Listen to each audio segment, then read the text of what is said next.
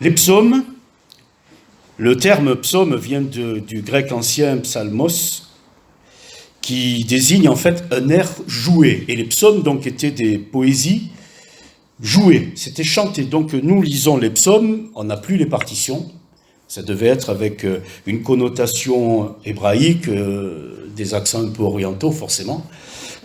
Donc, mais on n'a plus aucune partition, on ne sait pas du tout comment étaient chantés les psaumes. Néanmoins, nous lisons quelque chose qui était chanté. Et dans le phrasé, traduit en français, on ne retrouve pas ce qui se retrouvait dans l'original grec, c'est-à-dire des choses qui peuvent s'enchaîner en chantant. Parce que ce que l'on dit, on ne peut pas forcément le chanter, il faut l'adapter. Voilà, c'était ça les psaumes. Et 5, 4, 7 fois dans le livre des psaumes, il est mentionné que sont accompagnés d'instruments de musique. Et le livre des psaumes, c'est le monument le plus important de la poésie hébraïque. Non seulement il renferme quelques-uns des plus beaux poèmes lyriques de toute la Bible, mais on y retrouve réunis tous les genres de poésie dispersés dans les divers livres de l'Ancien Testament. Il constitue un recueil de chants sacrés pour Israël, dont un grand nombre présente un caractère liturgique indéniable.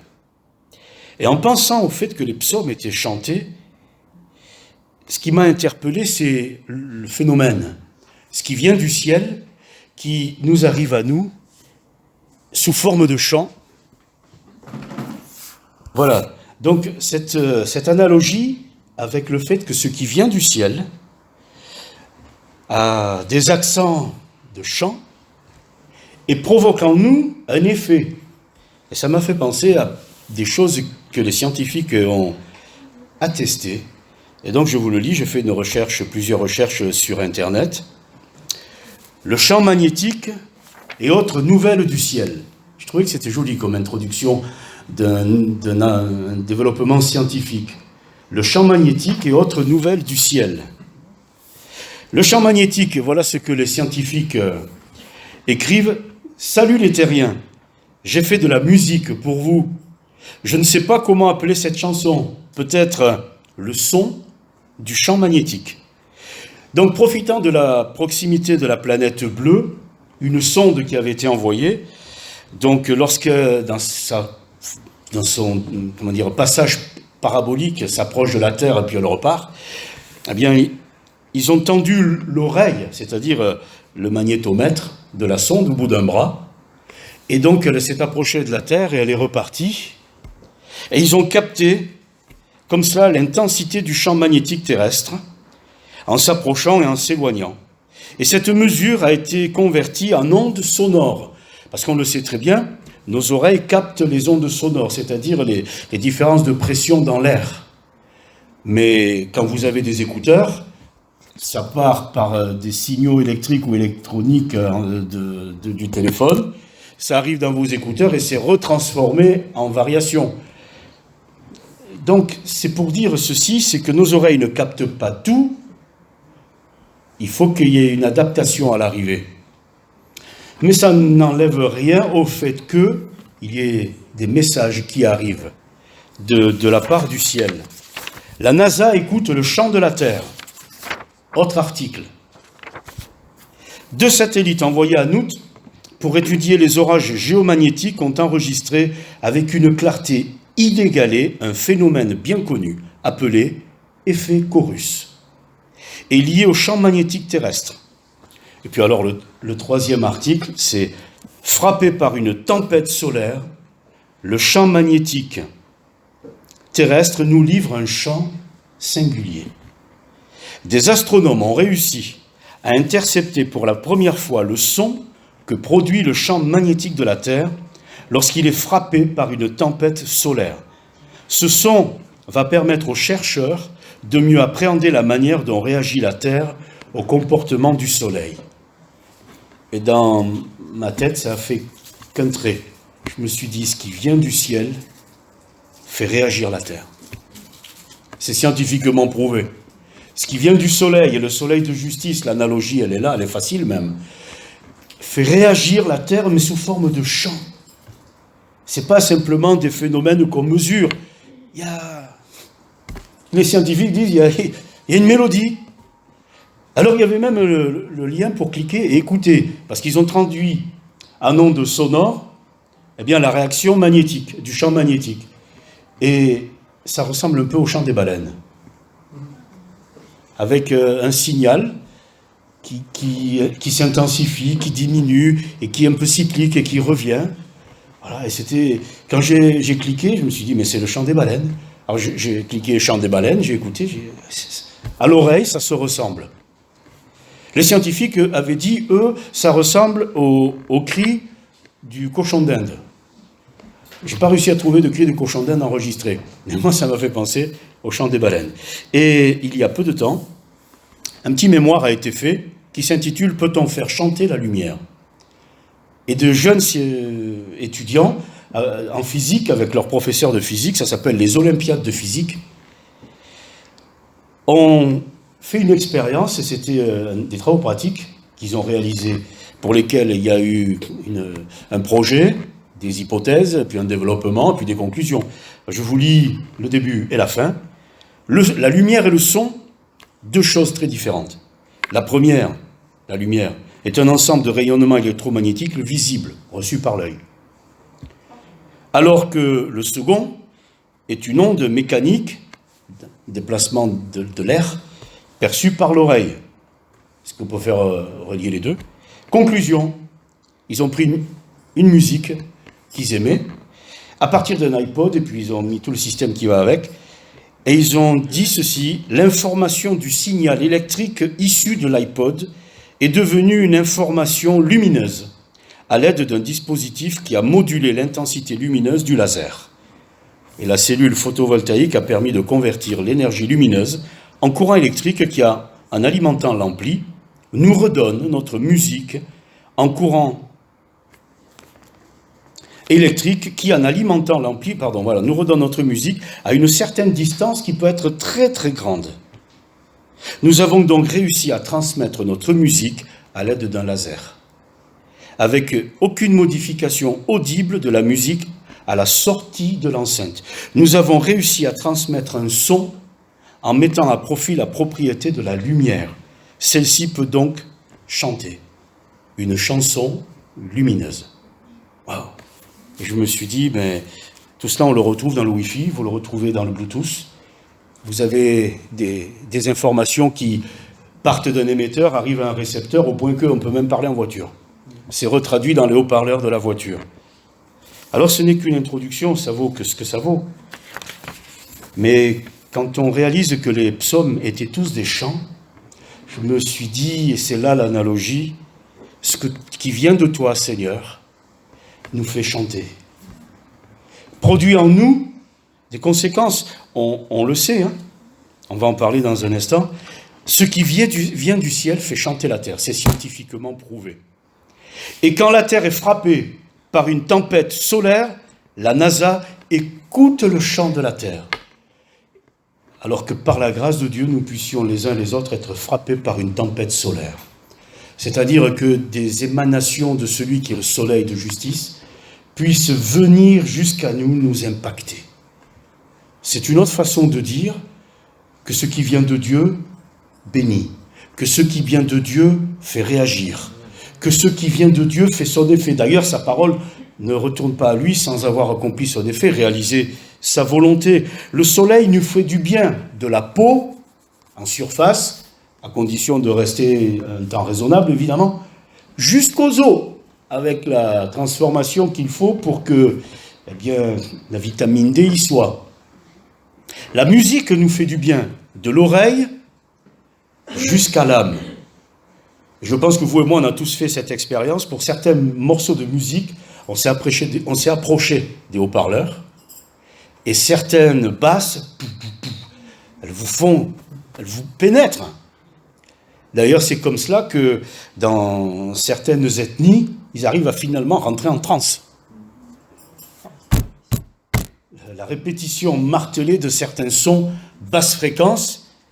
Alors on va laisser de côté les exagérations, mais on va garder de côté quand même le fond qui vient de Dieu, ce qui vient du soleil, fait du bien à la peau jusqu'aux os. Ce qui vient de la musique fait du bien des oreilles jusqu'au plus profond de l'âme, et la parole de Dieu encore plus que tout cela. Autrement dit, Dieu annonce à tous les hommes, ou nous pouvons nous annoncer à tous les hommes, que Dieu veut bénir en profondeur. À partir de sa parole. Alors on va prendre le psaume numéro 1 et en recueillir une émission, ce que Dieu nous a envoyé, sous forme de chant qui fait chanter la terre. Heureux l'homme qui trouve son plaisir dans la loi de l'Éternel et qui la médite jour et nuit. Je ne sais pas comment on pourrait chanter ça. Néanmoins, heureux l'homme. La recherche du bonheur est une quête grande. Elle est peut-être plus simple que ce qu'on pense. Simplement se mettre un peu comme, en gardant l'analogie des capteurs, tournés vers Dieu et qui reçoivent ce qui vient de la part de Dieu. On le fait pour le soleil, pour bronzer ou pour se soigner. On le fait avec la musique bien pour se faire du bien, voire même être en harmonie, quand on répète ou quand on enregistre. Eh bien, Dieu a établi cette base-là aussi simple que possible depuis toujours. Tournez-vous vers moi. Ça peut même prendre la forme de la conversion. Tournez-vous vers moi, c'est ça la conversion. Repentez-vous et convertissez-vous, mais tournez-vous vers moi. Et jusqu'à preuve du contraire, tous ceux qui se sont tournés vers lui, que ce soit tôt dans leur vie ou tard comme le brigand sur la croix, ont reçu une grâce inimaginable. Psaume 2, verset 7, « L'Éternel m'a dit, tu es mon fils. » Quelques mots énormes d'impact, en termes d'impact. Vous avez peut-être vu cette petite vidéo que je vous ai envoyée qui m'a personnellement bouleversé. Quand j'ai vu cet homme né juste avec le tronc et les bras, obligé de se déplacer, donc du coup avec les bras, du coup il a des bras surdéveloppés, devenir champion de lutte. Et il arrive à vaincre ceux qui ont 2 bras, 2 jambes. Il arrive à les bloquer. Et de dire que, eh bien, quand il est né comme ça, ses parents l'ont mis à l'adoption, c'est une forme jolie pour dire qu'il a été abandonné. Donc il ne connaît pas ses parents. Et à 16 ans, parce que jusque-là, il est passé de famille d'accueil en famille d'accueil, et la vidéo l'atteste, il a parfois été battu, mal nourri, etc. Et il avoue en même temps qu'il avait un caractère impossible, lié à son état général de santé. Mais à 16 ans, il a été adopté par une chrétienne. Et cette femme, dans la vidéo, dit qu'elle prie pour lui. Et il est rendu témoignage de la grâce de Dieu dans la vie de ce jeune. Imaginez un jeune comme lui ou comme d'autres, qui entendent un jour « Tu es mon fils. Tu es ma fille. » Quand cette parole sera adressée à Jésus, « Tu es mon fils bien-aimé, en qui j'ai mis toute mon affection. » Mais au regard de l'ensemble des Écritures, cette parole est la même pour nous. Parce que il ne nous dit pas moins. Il a tant aimé le monde qu'il a donné son Fils unique, afin que celui qui croit en lui ne périsse pas, mais qu'il ait à la vie éternelle. Alors quand il dit à Jésus, tu es mon Fils bien-aimé, il nous dit à nous, j'ai tant aimé. C'est la même chose. Ce n'est pas les mêmes mots, mais c'est la même chose. Et cette parole que nous recevons, elle pénètre au plus profond de notre être. Et elles font que même l'orphelin, il est réconforté. Même celui qui sur cette terre aurait été abandonné, ne connaîtrait ni son père ni sa mère, pour quelque raison que ce soit. Il est aimé de Dieu. Tu es mon fils. C'est la déclaration qui change une vie. Il y a des déclarations qui changent une vie. Quand un jeune homme vient dire à une jeune fille, la déclaration, ça change la vie. D'ailleurs, normalement, ça change tout, même au bout d'un moment, la voiture. Parce que vous aviez une voiture de célibataire, encore en couple, ça peut passer, mais dès que vous basculez dans la version famille, votre petite voiture de célibataire, c'est fini. Il y a des déclarations qui changent la vie. Psaume 3, verset 9, « Le salut est auprès de l'Éternel, que la bénédiction soit sur son peuple. » Sur ton peuple, pardon. Il y a un risque extraordinaire à se tourner vers Dieu, c'est de recevoir sous forme de mélodie, c'est-à-dire de paroles bien dites, et bien formulé, agréable même à écouter, ce qui vient d'en haut, qui va toucher notre cœur. Psaume 4, verset 4, « L'Éternel entend quand je crie, Je me couche, est-il dit plus loin dans le psaume, et je m'endors en paix.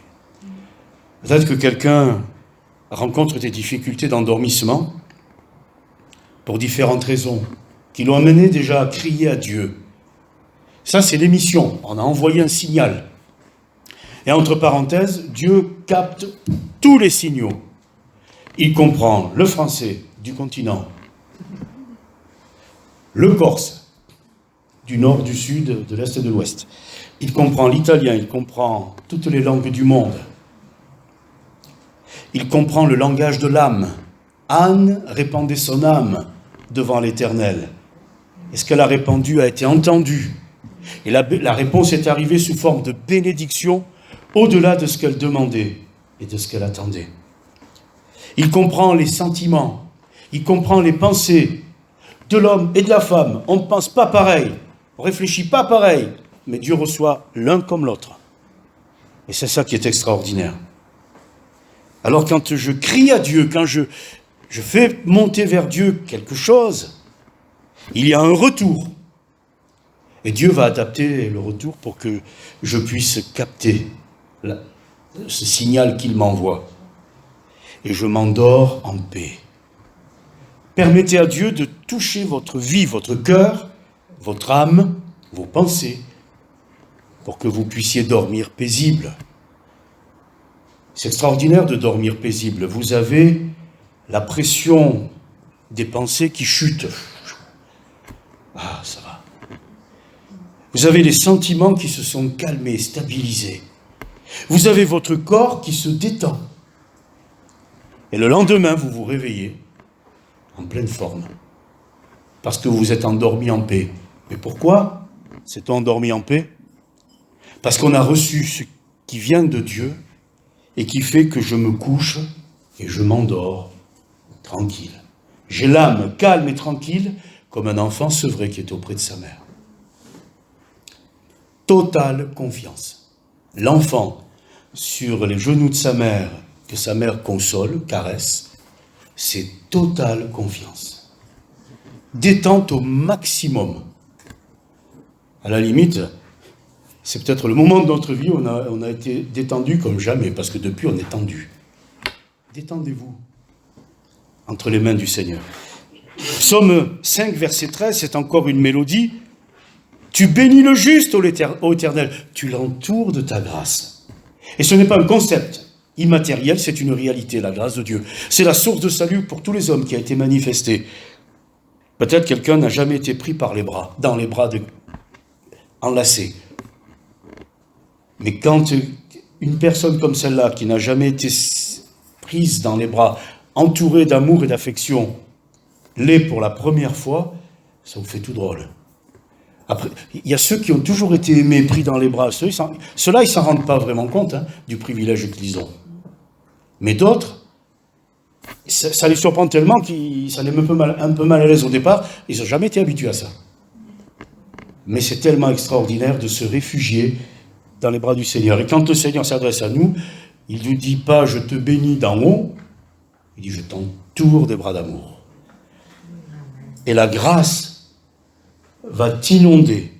Psaume 6, verset 3, et puis verset 10 pour la fin de la parole. Guéris-moi, Éternel, car mes os sont tremblants. Mon âme est troublée. Ça veut dire que la douleur et le trouble est profond. La fin du verset, l'Éternel exauce mes supplications. L'Éternel accueille ma prière. Alors nous avons fait des expériences. On a fait des constatations scientifiques. Ce qui vient du ciel fait chanter la terre. Nous avons développé déjà des techniques qui font que, on peut transporter par la lumière un signal sonore qui a besoin juste d'être transformé à l'arrivée pour que les oreilles puissent le capter. Parce que si nos oreilles avaient d'autres capacités de captage, elles capteraient les signaux magnétiques. C'est pour cela que Dieu nous a parlé au travers d'une parole qu'il a rendue audible. Il a utilisé les moyens qui sont les nôtres pour que nous puissions recevoir ce qui vient d'en haut. On sait très bien que le regard émet aussi un signal. Et il est transporté par la lumière. quand quelqu'un vous aime avec beaucoup d'affection et qu'il vous regarde avec beaucoup d'amour, vous n'arrivez pas à faire des mots avec ça. C'est au-delà des mots. Mais c'est vrai quand même. Hein. C'est vrai quand même. Alors nous, quels sont nos moyens pour faire monter vers Dieu ce qui vient de notre être?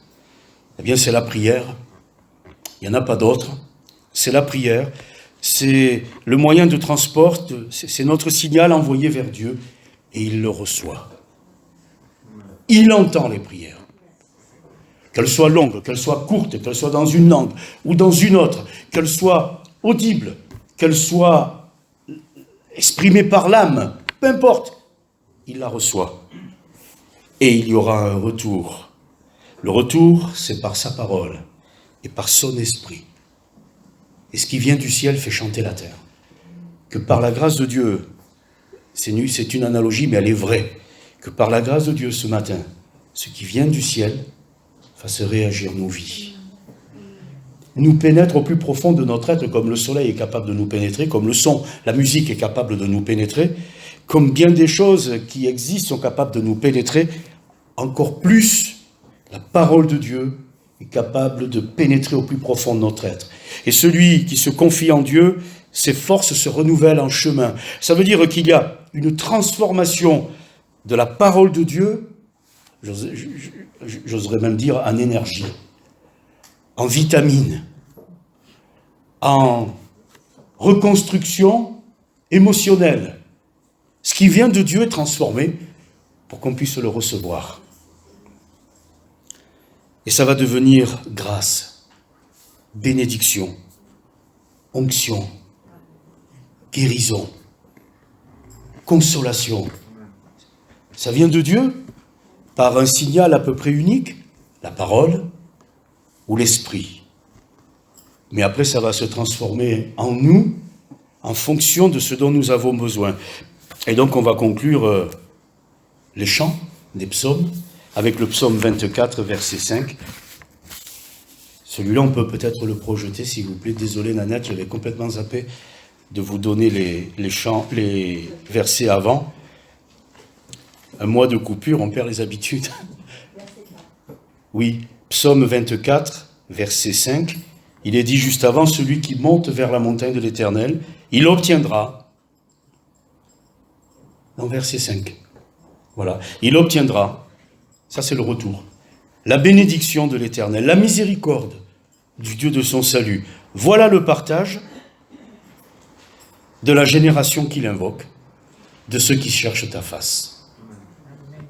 Quelle grâce! Quelle grâce! Celui qui s'approche de Dieu obtiendra la bénédiction de l'Éternel. Voilà le partage de la génération qu'il invoque, de ceux qui cherchent ta face. On va se recueillir un instant. Seigneur, nous réalisons que tu veux nous bénir. Nous réalisons que, avant même qu'on te demande quoi que ce soit, tu envoies du ciel des grâces et des bénédictions qui arrivent dans la vie des uns et des autres tout autour de nous, de tous ceux qui nous ont précédés. Tu les as aimés de la même manière, tu les as bénis avec la même grâce, et tu le fais pour nous aujourd'hui. Il y a eu un temps dans notre vie où on ne s'est pas tourné vers toi, et c'est comme si ces choses, nous ne les recevions pas, mais elles existaient. Et maintenant que nous nous tournons vers toi, Seigneur, nous sommes au bénéfice de tes grâces et de tes bienfaits. Je ne sais ce que traverse l'un ou l'autre, l'une ou l'autre d'entre nous ce matin, mais ce que je sais, Seigneur, c'est que ce qui vient de toi touche notre être au plus profond.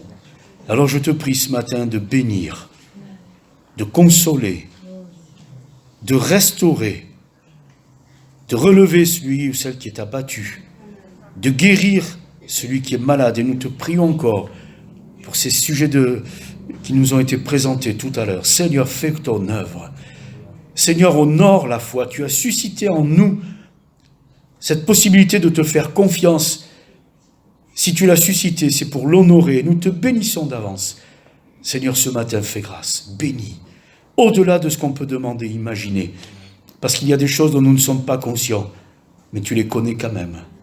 Alors pour tout cela, pour le Dieu que tu es, pour l'amour que tu as manifesté à notre égard, pour la fidélité de tous les jours que tu témoignes encore, Seigneur, te bénissons, te rendons grâce, que ton nom soit béni, et que chacun d'entre nous le soit de ta part également.